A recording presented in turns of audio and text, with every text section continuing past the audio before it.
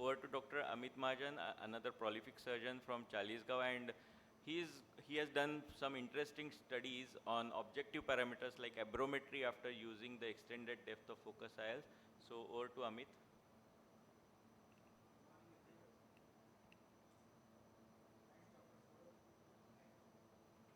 Hello, good morning everyone. Presentation.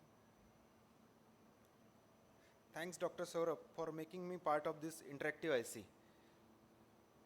So long back, Sir Duke Elder stated that the human eye is one of the most complex yet imperfect optical system.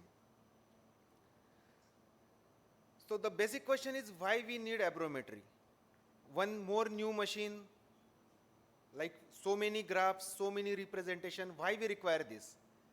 The answer is very simple. If some of our post-operative patients who is unsatisfied, he comes to us, it is the only way where we can objectively analyze what exactly went wrong. Whether it is a cornea, whether it is a lens or whole of the eye, we can optically check what exactly went wrong. So as you all know, the image formation is degraded only by scattering, diffraction and optical aberrations. So I won't go into the details of the optical aberrations, but let me tell you very frankly that up to only second and third order aberrations which are corrected or which could be corrected optically. Rest of the aberrations, they are taken care by the intelligence only. So what is very special about this eye tracy? It fires 4 near infrared laser beams sequentially, not simultaneously, sequentially, one after another. And each beam contains 64 spots. So total 256 of the spots, they are fired separately and analyzed separately, and that gives us the whole idea about what exactly is going inside the eye. But before testing the results, we must remember that these wavefront aberrations, they are pupil size dependent. Pupil center and location may change in mesopic, photopic and pharmacologically dilated condition. So here the gold standard is to perform the eye trace with a natural neutral pupillary dilatation in mesopic light condition. So what are the parameters or what are the tests we look for in any EDOF or any lens conditions? So we'll go one by one. So the first and the most important is the Chang's analysis. This analysis is devised by Chang, and as you can see, this is the total aberration. This central square, it shows the total aberration. These are aberrations caused by the cornea, and when you subtract cornea from the total, you get the internal aberrations. Internal means those are the aberrations which we are getting from the IOL. So below is the axial map also. So in this, we get not only aberrations from the cornea, but lens, and here are the total aberrations of the eye we get in the Chang's analysis. And at the same time, this Chang's analysis is very much of preoperative importance. Why it is a preoperative importance? The first thing and the most important thing, it gives you a multi-zone refraction. I think this is the only autorefractometer which gives us multi-zone refractometer. As you can see here, we are getting refraction at 2 mm, 3 mm, 5 mm and 6.5 mm also. And it is also a color coded. Anything that comes in the red color, it clearly indicates that it could not be corrected optically, so it has to be corrected surgically. Here they are showing the total higher order aberrations, total. And in the bottom they are showing angle alpha. Angle alpha is more important in cases of these premium lenses. So we are getting corneal aberrations. So as you can see, there are so many corneal aberrations are present. This patient could not be a probable fit or probable candidate for the multifocal or any premium lens. But at the same time, if you can see, the pupil size is 6.5 mm. So I would recommend that to recheck this patient again and 3 mm, because as the pupillary size increases, the aberrations may increase. So it is of a great preoperative evaluation tool.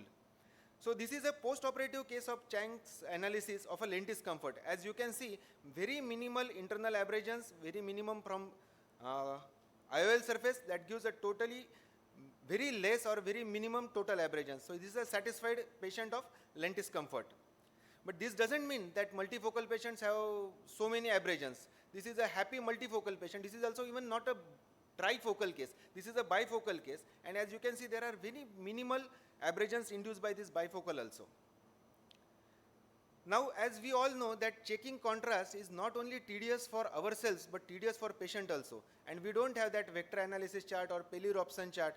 So here, this MTF, that is modular transformation function, is only a 1 minute job in which we can get a fairly good idea about the contrast of the patient.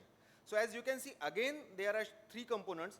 This is total contrast, contrast of the total eye. This is the contrast of the cornea. And when you subtract this, we get this contrast which are generated from the lens. So let us quickly see. So in this x-axis, they are plotting the spatial frequencies like 5 cycles per degree or 10 cycles per degree. And on this y-axis, they are plotting the percentage of the contrast. So they have plotted this red box, that is 40% of the contrast at 10 cycle. So anything that is above this red box is considered to be having a good contrast. And again, this is a contrast of lucidis. You can see cornea excellent, lens also very good, fairly good. So total contrast is almost around 70 to 80%. See, this total contrast 5 degree cycle 0.7, total contrast at 10 degree 0.5, patient is doing fairly good. Here I am trying to show you some of the contrast of the unhappy patients. As you can clearly see that corneal contrast is absolutely very good, but the contrast generating from the lens is not that good. So totally the contrast of the total eye, whole eye is in red box, and that is in a danger zone. So here the patients are not happy. So again, this is a dysfunctional lens index. It objective method to describe the role of the lens. So in another way, it describes the cataract. So this is a preoperative case. This is lens, this is cornea, this is lens. This is cataractous lens. In the below, it is showing the lenticular opacity map. You can clearly see the opacities. This DLI is 1.95, so the total image patient getting is like this. So this is again a great informative tool for the patient. And now the same patient, after the getting post-operative vision, is getting like this. So when we come to another parameter, that is a point spread function, it will show that how a point source of light will exactly look like on the retina. And the ideal PSF will be like a sharp point or sharp focus. They measure it in a Strehal ratio, and the Strehal ratio of 1 is considered to be the ideal one. Again, this is internal generating from the lens, from cornea, and this is from the total. So as you can see, this is a very interesting case. See, the internal PSF that is generating from the lens is very good, but slightly blurred from the cornea. So total PSF that we are getting is slightly blurred. Now, here you can see how unsatisfied PSF looks like. You clearly see this type of the diffuse image with a Strehal ratio of 0.01. Ideal is 1, and here we are getting 0.01. So how could this patient will be happy? This is an unhappy patient. Then one more parameter is a defocus curve. If we plot the defocus curve or depth of focus curve of the both the eyes, we could come to know how continuous range of the vision of the patient is. Here, as you can see, the depth of the focus is 1.1, and that is fairly good enough. As you all know that whenever we are coming to the premium lenses, the importance of angle alpha is we cannot be debate on it. So it is the angle between the visual axis and pupillary center, and that should be less than 0.5. So here in this chart, they will show you how exactly your optical system is aligned. So you get exact value of the angle alpha also. So to conclude, this is a wonderful tool to know how your toric is working, how your toric is actually performing. You have implanted toric. Suppose you have implanted it on a 10 degree axis, and a patient come to follow up. This is the excellent tool to know exactly where your toric is situated. See, in this top, it is the internal, that is the lens, and this is the cornea, and it has to be neutralized in this thing. So in a corneal map, they are showing that your toric is situated at exactly at 169 degree, and in this they are showing that there is 7 degree of the rotation. So does it going to make any difference? No. Even if you rotate it by 7 degree, they are showing that the ultimate target that will change by only 0.05. So we don't have to rotate anything. And as I told you that anything in the green is okay, acceptable, that can be corrected. So it is again a great tool to check the toricity. Now to conclude, these are few of the lenses which I tried on the 2 parameters. One is a MTF, that is contrast, and another is a Strehal ratio. And as Dr. Saurabh said, that what I found with increase add in the EDOFs, like those EDOF, for example, Lucidis or Autofocus Pro, those EDOFs which are having higher central add, like 3.25 or 2.75, they show dramatically less contrast, and at the same time, their Strehal ratio is also more, means not near to the 1. But at the same time, this doesn't mean that all the multifocals are, they are showing something big, because in this study also, this is Zeiss 809 MP is a purely bifocal, and Panoptics is trifocal. So Panoptics, bifocal, trifocal, they are also showing equally comparable good contrast and Strehal ratio. Just to conclude, these are the values. This is a flow chart, but I will skip it. No lens technology is a perfect replacement for the natural crystalline lens, and more aberrations are induced by this glass than any other in the universe. Thank you. Okay, thank you, Amit. And before Dr. Sean starts his presentation, just one or two questions. You talked about unsatisfied patient where you, on the Aberrometry, you showed the point spread function and MTF was quite down. So what was the reason for that particular profile in that particular patient? Can you elaborate on that? Yes, those patients, they were not happy about their distance vision, first thing. The chief complaint of those patients, they are seeing that I am seeing some ghost images like photopsia or like that. And in second thing, they are not happy at all during dim light.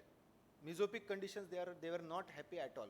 And in those cases, I have implanted EDOF lenses having slightly higher ads. Yes. So I think the take-home message from your presentation is that you cannot deceive physics. That's what most of the scientists say, though doctors tend to not believe on that.